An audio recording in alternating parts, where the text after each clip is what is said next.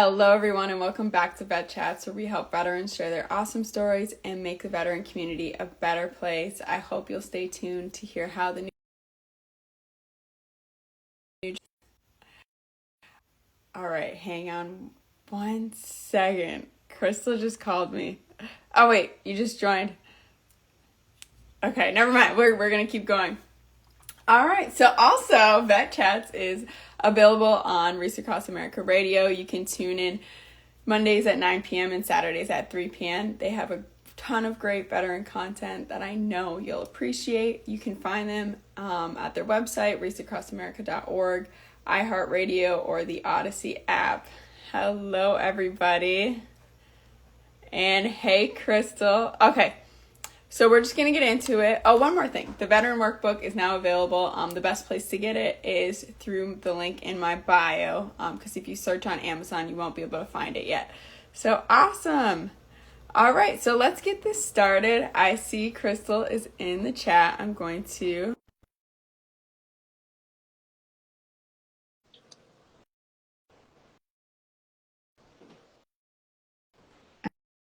All right, maybe it didn't work. Oh, yes, it did. Hey, girl, how are you? Ah. I know you got a lot going on, so let's just take it deep. Yeah.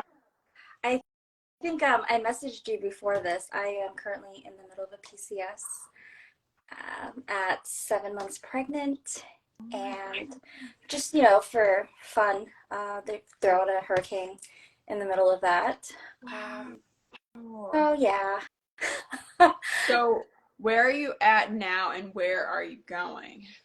Oh, so I'm currently in Richmond Hills, Georgia, so right outside of Savannah. And I'm technically here, but my stuff isn't here yet. So we're in the suitcase air mattress kind of phase. So that's just been, yeah, finally got done with the road trip. And I didn't realize sitting in a car for several hours would be so uncomfortable in your third trimester. Yeah. How many hours was it? Total 17. We broke it up to yeah. We broke it up, and then I also have two big dogs, so we take breaks for them, take breaks for me, but just yeah, it was just not comfortable. No, lots of pee breaks and just the belly, the seatbelt, it doesn't work out. I Yeah, feel yeah. I just had a 3-hour road trip when I was pregnant and I was like, done. Like I am parking it somewhere and not moving the rest of my pregnancy. So yeah. I hope you're able to do that now.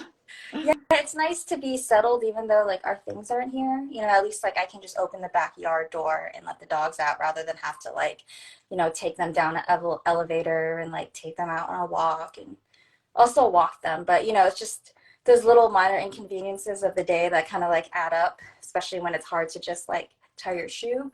Um, Yes, yeah, whole new absolutely. education for moms out there.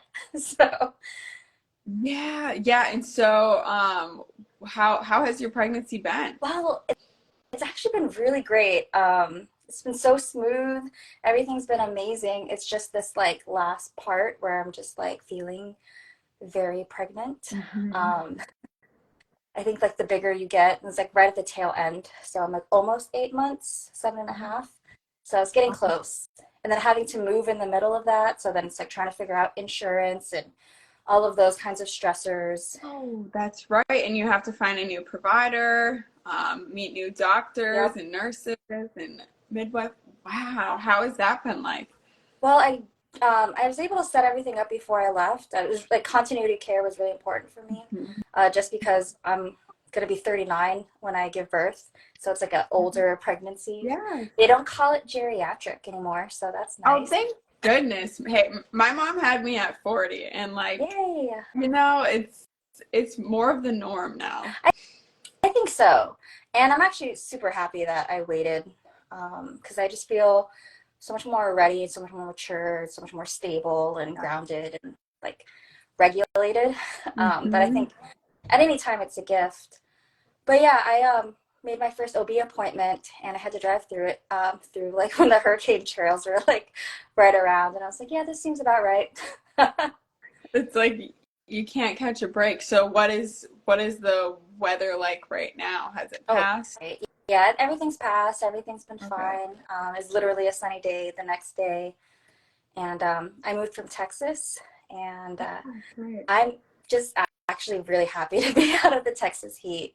So I know it's like more humid down here, but I'm from Florida, and I lived in like North Carolina for 10 years. So being back on like the southeast coast just feels familiar. And so I'm Yeah, really happy more, here. feels more like home. That's awesome. And Georgia's pretty. Are you pretty close to Florida, Um, part of Georgia? yeah, I'm about 3 hours from my house in Orlando, I think, 3 or 4 hours.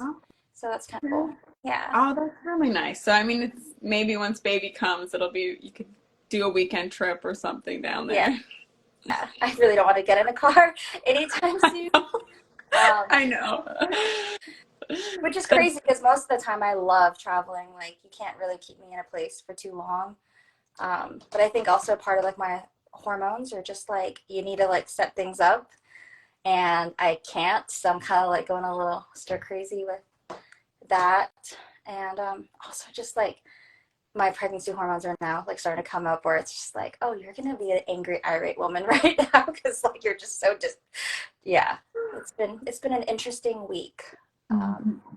but other than that, pregnancy's been really, really awesome to the point where like in the beginning, I'm like, I didn't have like any nausea or anything. I'm like, is this still happening? Like, but yeah.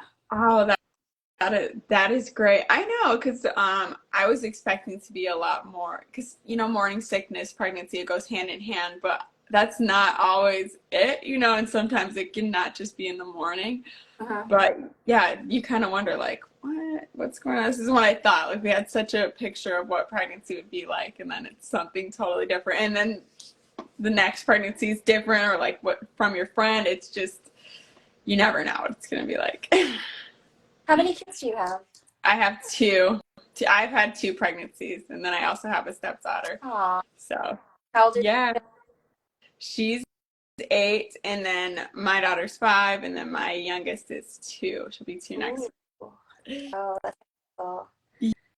Yeah, yeah, it's crazy. And we had all three last week. Um, it was my oldest last week of summer, so it was just there's a lot going on. I'm Yeah. I'm happy everyone's sleeping. It's finally like a nice, quiet house. I'm trying to enjoy those moments while they last. Oh yeah, and in the newborn phase, I mean, it's pretty quiet for the most part. They sleep so much. So, yeah, unless you have a nightmare baby like me. Okay, I don't even want to scare you. I hate talking about my first daughter because it was such a crazy. She had colic. She was allergic to milk. Oh wow. She had so many issues, and she would not sleep for more than 2 hours. And I hate telling this because I don't want to put fear in anyone. I haven't talked to many other people who've had a child like her, Oh. but it was crazy. I'm But you, still I'm still healing from that. oh,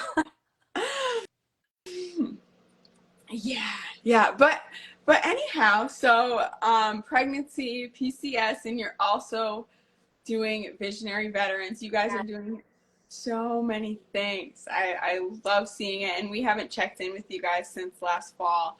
So we got right. Was it last fall? I don't even know what time is anymore. I Right. can't believe it was that long ago.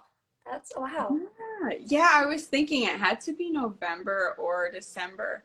Um, time frame, but I mean, I feel like you guys have grown so much and had so many new faces come along. So what has been, if we were to review this since the last time we talked or whenever, what has been something pretty monumental that you guys have done? Well, since last November, I think the biggest thing that came up first from there was we got our official 501c3. Yeah, Ooh. in January of 2023. So that was pretty awesome. Just the whole admin thing is, not really a fun thing. Veronica and I had been doing retreats for I think since like 2018, 2019. And it just, wasn't till like last year when we were like, okay, let's, try to make this more official. And if we have a 501c3, hopefully we can have these retreats, for free for guests. And a lot of times, most of our guests would have like scholarships from like different donors. um, I knew what you're talking about. but with the 501c3 status, then people are able to make tax-free deductions, and that's normally like something that is kind of like it sweetens the pot, especially for like larger donors and more corporate things that make some of our visions happen easier than just people trying to do a GoFundMe or ask their family and friends for like that kind of like donations. So just trying to scale to be able to make these things even more accessible for everything, because everything that we do, we're trying to make it so it's like accessible for everyone to do it. And all of our retreats, I think we just have like a minimum like $100 or $200 deposit, and then travel. Hopefully when we get a little bit bigger, we can even get like travel covered. But one of the things we're working on right now is other than the two current ones for this year, which I'll talk about, is being able to expand our network so that we can do more retreats in different areas. So it's like, you can kind of have like little regions here and there. And so, so we got our 501c3 status officially in January. And then, February, we did the Earth Skills event, which I think we talked about before. And that was really awesome. We were able to set up a veterans camp, and it was all just female veterans. And it was just really nice. We called it like a sister trip because we all kind of road trip together down there to like northern Florida. Okay. We camped out for several days, and we're making like pottery and fire cider and all of these different herbs and concoctions, and learning how to like live off the land. And you could do stuff with like rawhides, and it just felt really cool to just connect with other people and nature, and engage in some like skill building and things that are a little bit more sustainable and connected to nature. So that was awesome. And we're going to do that again this upcoming year. So we're going to even try to have like a bigger veteran presence there. And one of our first official retreat participants from our Hostel in the Forest retreat in November last year, she's a badass. She has like llamas, and has a microgreen farm up in Tennessee, and works at the farmer's market, like selling some of the things that she crafts. And she's actually going to take lead. So it's really cool to like empower people and to see them find what they get really excited about. And then she's going to like take lead on our veterans camp down there. So that's awesome. And then the biggest thing we had this year so far was we were in Denver in June for the MAPS, the Multidisciplinary Association of Psychedelic Studies. They had a big psychedelic science conference, which was like crazy huge. It was like 6,000 people descending upon like the Denver Convention Center. And it was just this whole merging of everyone within the psychedelic science space. So like, PhD grads to entrepreneurs to like lawyers to like church founders to Native American and indigenous leaders. It was just the whole ecosystem. What is the veteran presence like there? Is there a lot of other veterans there too? There's a lot. There's so off the top of my head that I can remember, there's Heroic Hearts Project, with which Veronica and I were able to do a retreat with them before. So just super grateful for that organization, and Jesse, just amazing. And then, so that's the one I can like personally vouch for. And the other ones that I know out there are Heroic Path to Light, which is based out of Austin, Texas. And I think they operate within the States under like a church license. Then there was, oh my goodness. Pregnancy brain. No Fallen Heroes, started by a like fighter pilot. And I think they help to just facilitate veterans getting to the medicine outside of the United States. Oh, okay. Oh, that's cool. And so those are the, I know there's the Hope Project that works more for like veteran spouses, like military spouses, as well as like female veterans. Mm-hmm. But they're affiliated, I think, underneath the Heroic Hearts Project. And then there's like an apparel company called Mental Joe Apparel, where they try to bring awareness, and like all the like things that they sell, kind of like the proceeds go to then help fund some of those other different veteran organizations. Cool.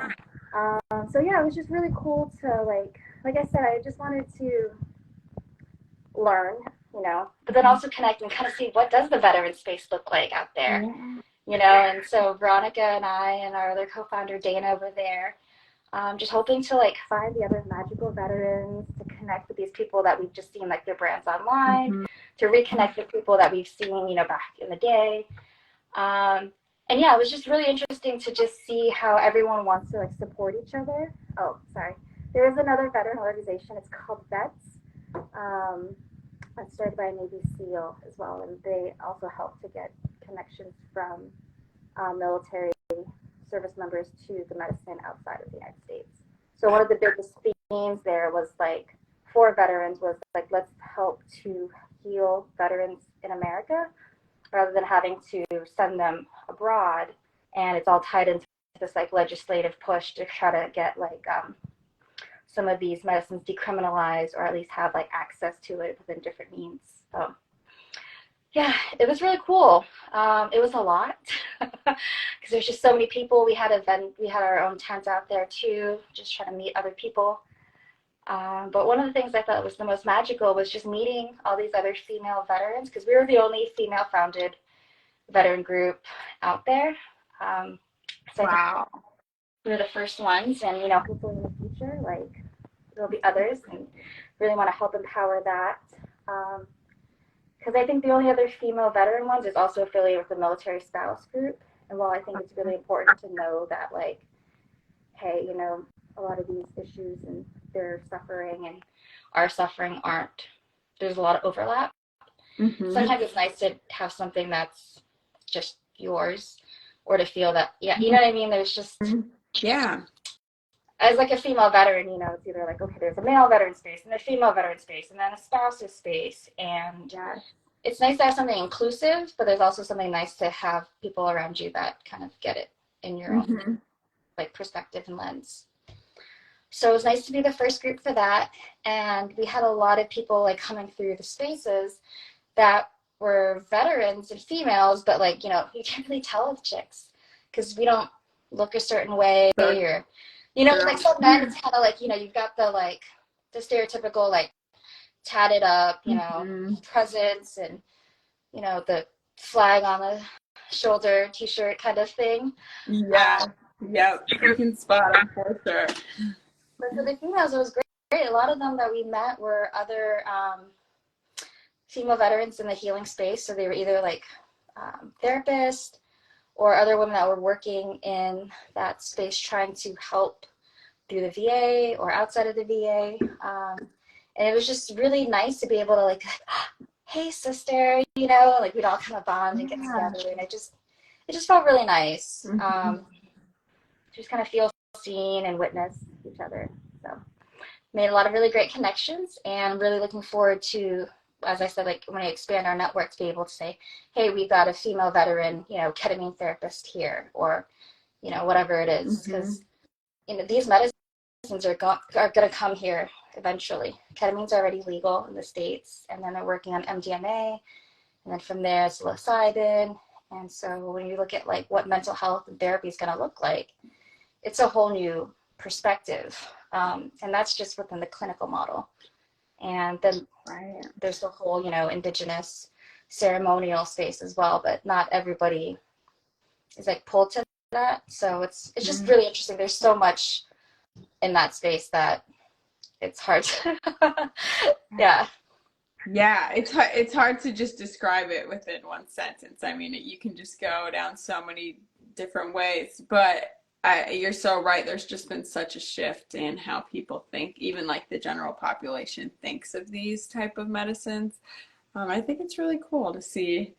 I think it would be so awesome to see everyone come together and just have that in person, that connection. I mean, especially since we've been doing so many things remote. I know you guys have been too.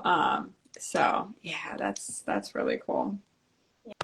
Yeah, I'm a big fan of like in-person connection. It's really great for technology to be able to like span all of these things, but we're social creatures, and I think we all learned like after COVID too and social distancing how much we actually crave We like need it physical like mentally. proximity. Yeah. So, hey Yeah. Sophie.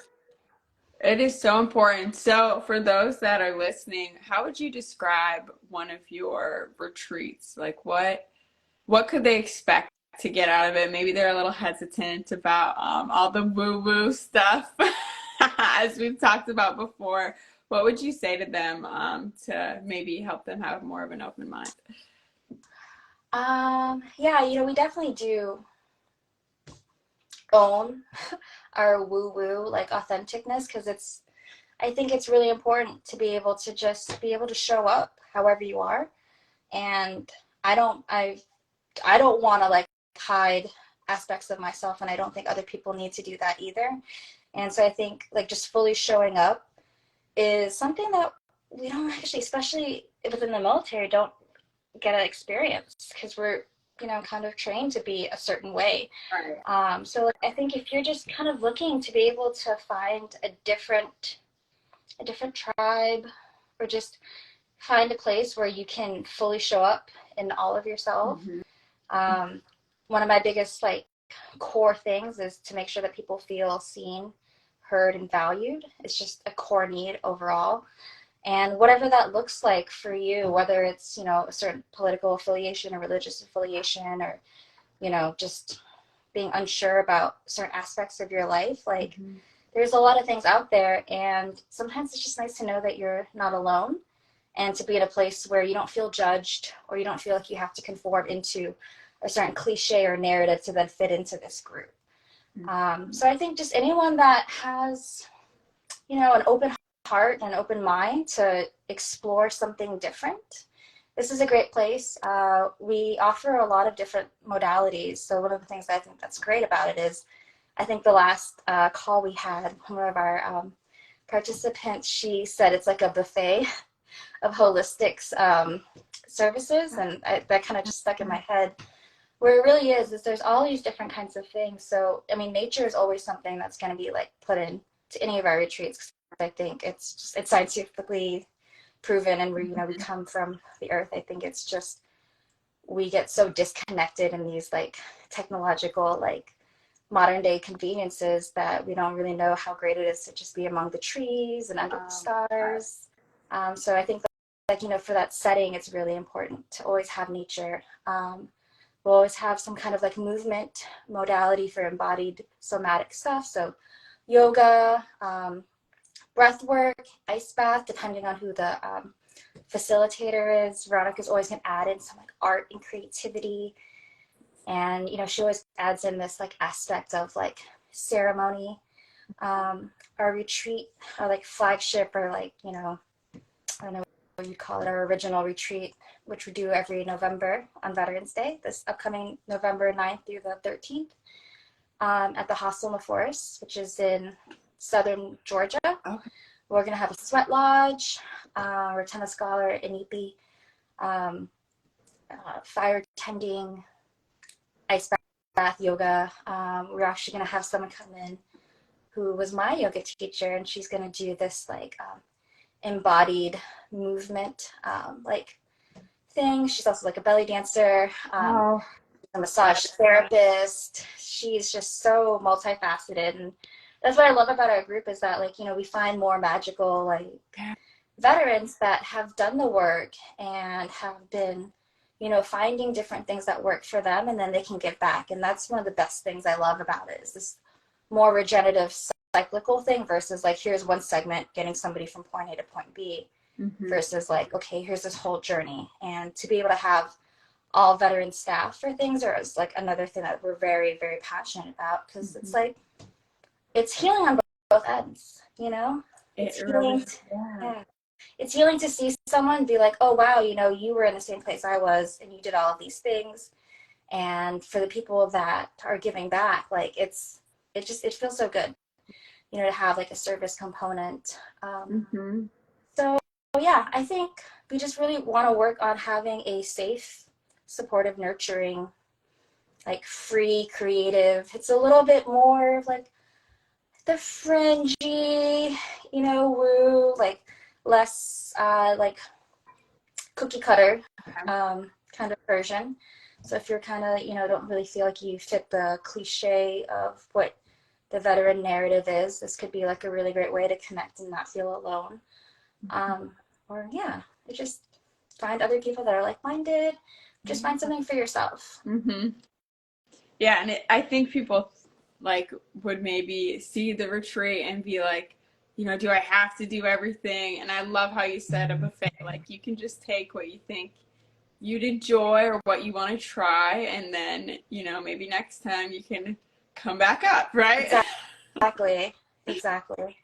We try to also like infuse a lot of like downtime into things. I've done a couple of veteran retreats where it still kind of feels like you're in. It started by a veteran, which is great. I love anything to support other fellow veterans in their healing spaces, but it still feels somewhat like, I don't want to say dogmatic, but like it's just very rigid and feels Yeah. kind of like boot campish, or like, which isn't a bad thing, because I know that we love structure, especially if you have a lot of anxiety. Sometimes it's really great to like know this time this is going to happen, but then it's like you're trying to make all these time hacks, and sometimes it's nice to just chill out. Yeah, and I think there go with the flow. So many wonderful conversations happen in the in-betweens, and those connections are made. Yeah. Yeah, so I know I would appreciate that. Someone that just loves to talk and get to know everyone's backgrounds. And I'm like, so how did you end up here? Get that story of how you came about. So yeah, I would really appreciate that. Yeah, I love that you mentioned that, because that's something I've always kind of echoed in some of my like different trainings or certifications, where it is the in-between moments. It's that connection that wasn't scheduled, that like just perchance synchronistic conversation with someone that you like bonded or had like an aha insight moment, or maybe even just planted a seed in something that maybe later on, wow, I have that conversation.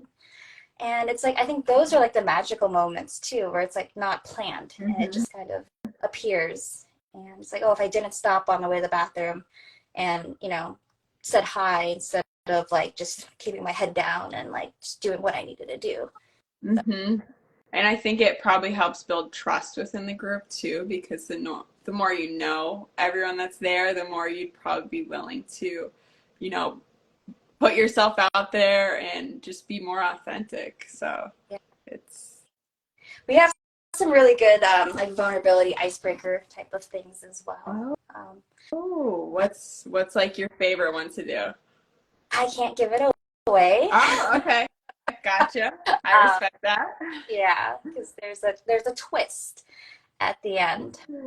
Yeah, just another thing that kind of just mirrors the fact that like we're all so very connected and are mirrors to one another. Mm-hmm.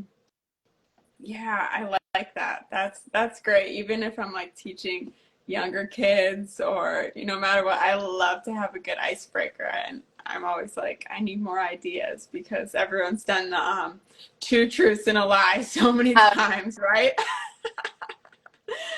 Even though that's a fun one. But yeah, so I know you guys have something coming up in September, right? It's actually in October. So all of the events that I mentioned that's happened since the last time we talked, those have been more like either behind the scenes or kind of things that we've been affiliated with, but nothing that like we've like officially hosted. So after all of that work in this fall and the harvest is kind of when we're, putting our facilitated retreats on. And so the first one's going to be this October, and it's actually going to be the first retreat that we are doing that's breaking us into the psychedelic space. But the thing is like, one of the things, like I mentioned, there's a lot of different organizations that are helping to connect veterans to facilitators abroad. And so one of the things that we want to do is, thanks, Dana. One of the things that we want to do is, sorry, she sent this thing and I was like, oh yeah, sorry, pregnancy brain, is, okay, well, I'm just going to talk about what Dana mentioned because now it's on my mind. Yeah, So, go yeah, for it. September. It's a fundraiser. It's going to be at the same place where we do our hostel in the forest is where it's at in Brunswick, Georgia. It's about an hour south of Savannah, Fort Stewart area, and near the Florida-Georgia line. It's okay, Dana. And Veronica is, so she leads Sweat Lodge. She's a moon dancer. It's one of the things that she's been out for, almost 2 decades now in her healing path. And one of the things she does to give back. And she started doing like full moon or new moon sweat lodges there. And so now as she's doing them, they're going to become some of our fundraisers. So this upcoming weekend, anyone in the Georgia area, it's also posted on our website as well as our Instagram details on a Temazcal that she's leading. And it's going to be one of our fundraisers to help for our upcoming October and November retreats. And then October is going to be in Utah. It's going to be facilitated by Ryan Bean, who's a Navy veteran. He's also a 500-hour yoga teacher, Wim Hof trained and certified breathwork, ketamine-assisted therapist who founded Ketamine Breathwork. Just very, he's an author, very, very experienced facilitator. And Veronica's worked with him for several years, for several different retreats, and I worked with him for the first time at our last retreat. And so this is going to be in his backyard out in Utah. It's affiliated with the ketamine clinic that he works with. I think it's called Satori Health and Wellness. And we have a few more spots open up for that. So that's October 11th through the 15th. And that's going to be ketamine lozenges mixed in with a holotropic type of breath work. And so it has a very cool synergistic effect. Mixed in with art integration that Veronica will be providing, some hikes in there. And it's really cool because it's timed right with the new moon. And so it's going to be super dark. So you're going to be able to see the Milky Way and everything out there. Healthy food and maybe sound bath and all of these holistic modalities. So that's going to be in October. And then November will be the retreat at the hostel in the forest. November 9th through the 13th, I believe. So right for Veterans Day on 11/11. Okay, so the one in September, is that more of a night thing? Or is it? So it's a weekend thing, but the whole weekend? Dana, can you put the dates in Maybe there? Dana knows. Sorry, it's on my phone. I would pull it up, but then I'd leave the yeah, no worries. But yeah, it's I want to say it's at least 2 days.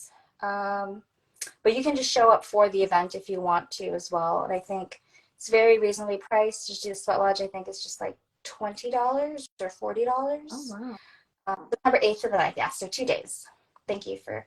So September 8th to the 9th at the Hostel in the Forest. We're having a Sweat Lodge fundraiser. Includes, staying in a treehouse, communal meals, and all of that. And I would go because it's only an hour away from me. Then the hostel themselves, they're hosting one September 29th through the 30th as well. So if you can't make it this upcoming weekend, end of the month or something as well. There you go. And then in October, how many days is that? It's a week, so it's going to be the 11th through the 15th. That is really cool. That's going to be awesome. And what are the accommodations like staying there? Oh, so we have a amazing house, kind of outside of Zion, but it's not near the main gate. So it's officially, I think, near Cedar City, and it's a large Airbnb house with 15 beds, amazing floor-to-ceiling windows. I think it's on 40 acres of just nature. Wow. So it's a really, really beautiful venue. And if you go to our website at visionaryvets.org, you can look up the events, and they'll have pictures there too. So cool. Yeah, like you mentioned, the Milky Way and just the stars are gonna be breathtaking. That's gonna be so cool. I am Oh, so crushed that I can't make it. All of these yeah. that we planned for this year are like right, plus or minus a couple weeks to my delivery date, so I can't be traveling. But I Yeah, hope of course. that it crushes me. But I remember planning. I'm like, this is so cool. I want to go. I I am such a fan of being able to look at the night sky.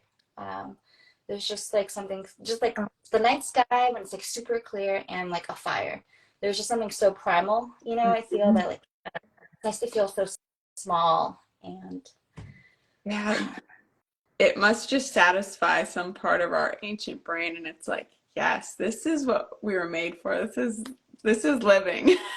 yeah, I truly believe it. It's like something that's been there for so long. And I think, like living in like the cities too, like you're, oh wait, like was it like light pollution, so you don't even have like the perspective of what's truly out there because of like, all of the lights. So to be able to really get off grid and to just see like what's been Mhm. there this whole time, I think is just such a beautiful thing. And there's a lot of like science that just talks about like the power of awe, like to be able to like be. That's why I think nature is so important, because you see something that's, Yeah. you know, not man-made. Like, exactly. Or just like yesterday I was holding a little newborn baby and just like I was just like like these are those moments. Like anytime I get a chance to hold a baby, I'm like, yeah, like this is what life's about. Yeah, I always try to like bookmark moments like that, so whenever there's something I can kind of like try to come back to what that feels like, either like when I'm in like a meditation or somewhat stressed, it's really nice to like cherish those moments while you're in it. And then when you're kind of like dysregulated, to be able to come back and find like whatever tool is the thing that can help kind of remind you that it's not always so bad. Veronica actually taught me this term.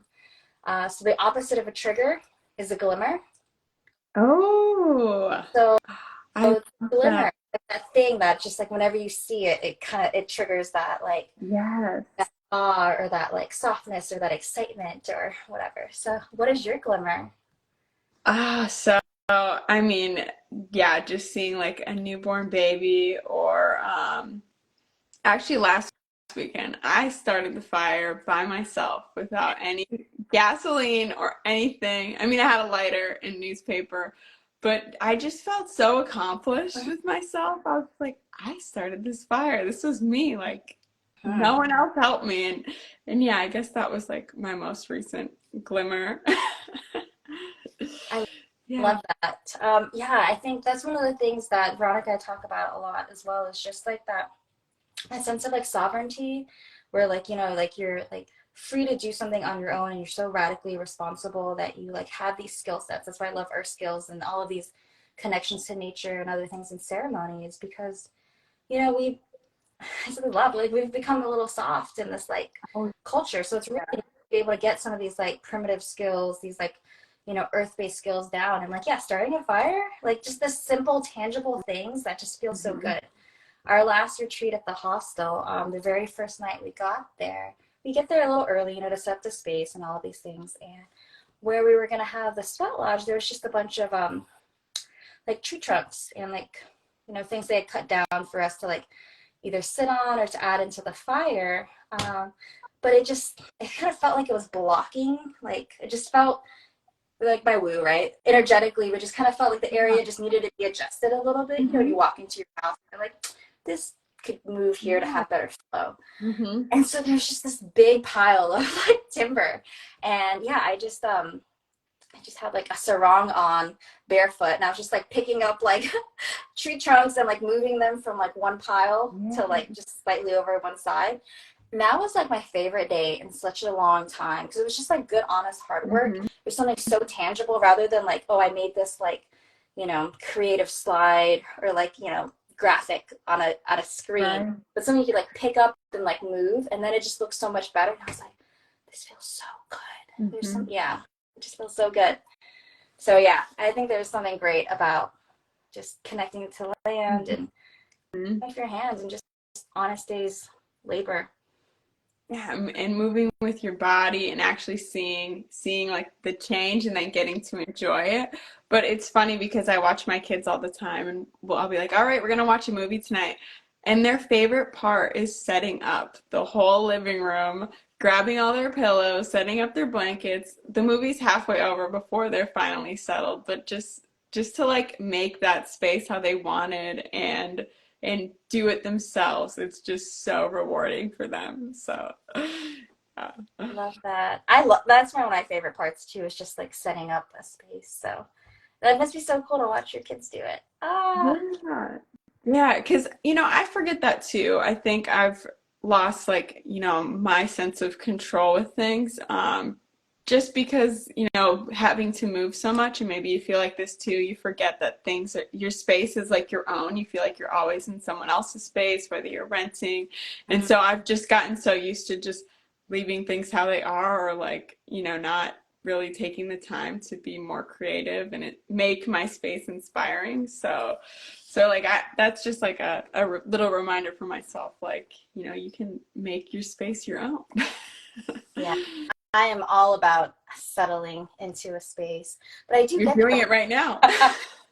Trying to, but it's funny actually, like even when traveling, like I'm just a like I've worked so hard to like stay grounded, and I have like just little like totem objects or things that I like, and I have a certain like routine where like I always want to like meditate so I have time for myself before like everything else starts taking it away. And I found that like times where I do like skip it or if like somehow it doesn't work, I feel so much more drained. And even just like when we talk about like things that just make us feel good, like having that keeping promises to myself is the most rewarding thing that like I feel like could ever happen. And even if it's just something small, like okay, I drank this glass of water or I had this walk or whatever it is. And it's definitely shifted in pregnancy to find, Yeah. a little bit of less is more. Mhm. But just when I would travel, like, I'll bring like a small candle or like a little thing for like my altar or a certain like spray. There's just certain like Yeah. tangible things that just feel good to kind of help you feel grounded, or like a little part of you is still with you while you're like traveling. Hmm. But when you're mentioning about like only staying in a place for a short amount of time, so like, should I invest time in? That's one of the things too. I'm just like, I want to paint or I want to like, add a little bit of like, home improvement, but like you're leaving in a year. And that's kind of like Hmm. the interesting military PCS part where it's like grounding, but then knowing you're leaving. So I don't know. Yeah. Do you have any tips on that? I'm still trying to figure that out. But I think really just living in the moment, Yeah. maybe more, like, okay, I've got a year, but still, that's a long time. You're gonna perceive it how you want to. So if it's gonna be worth it, and then that's another thing. I think we think of time as such, we have like a sunk time fallacy where we think of, okay, well, if I should have done this when I first moved here, so I'm not gonna do it now type of thing. Like say I wanted a shelf somewhere. Oh well, I only have 6 months left now, but still like that's 6 months you could have the shelf you wanted. So Yeah, that's so true. Because I lived in my last place for like 10 years. So my last PCS was like a really big transition for me. And then yeah. it was, oh, I know I'm only going to be here for a year. And then now it's like, I don't, this next place, I'm only going to be here for a year. But I Okay. remember so many things that like I didn't do because of like perfectionism or procrastination or indecisiveness in my house I was at for 10 years. And I was like, man, I never did this until like the very end when I'm moving, and it's like you're doing all the home improvements. And I was like, wow, I really wish I would have like done this earlier and I could have enjoyed it when it looked like this versus like, Hmm. whatever. So that is one like lessons learned that's like as I'm looking at my house right now, I'm like, oh, I could probably just add this little bit of paint right here and I could paint over it right before I leave. But it's Yes. hard to plan when you don't have a kid because when you do have a kid, Oh, everything's good. that's so true. Yeah, Sometimes like time's gonna be divided a little more, it's like, yeah, I get that too. And it's kind of like the unknown, but that's the fun part. I mean, yeah. it is. I, It I really like is. you when you said just kind of taking things in the moment. So like that's kind of, it's hard for me to plan, but I just feel like if I'm just going to try to be present in the moment, and that's one of the best things you can do because it's always the present moment. So Yes, yeah, and it's you do that with meditation, and that's awesome. Speaking of being in the moment, we are coming up on time, and I wanted to make sure because I know you're coming out with a podcast, right? oh, they mentioned that. Yeah, Yes. Veronica told me. Oh, she's so good at keeping me accountable. I love it. So yeah, I actually recorded a podcast with Veronica, and I remember I talked to you offline before about like the best platform to kind of put these things on. Yeah. But I wanted to like edit the video a little bit. And I love how you just do these live because then it's just like set it and forget it and it's like done. Yep. So I'm kind of like, lessons learned because as I mentioned, that whole procrastination, perfectionism thing. I'm just like, okay, I'm going to get into this. And then it's like, oh, I have a PCS, or, you know, this is coming up, or we need to like do X, Y, and Z. And so, true ADHD fashion, it's like you do all the things that you don't need to do versus the thing that you need to do. So, Yeah.